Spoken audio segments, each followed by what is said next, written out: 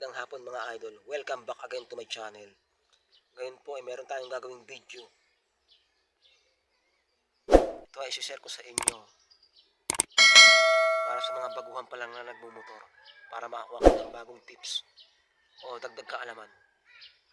Yung mga datihan alam na to. Ito mabilisan lang po tayo. Tungkol po sa sprocket. Kung kailan tayo magpapalit sa rear sprocket. Delikado po kasi ito pagka tumalas na yung dito niya.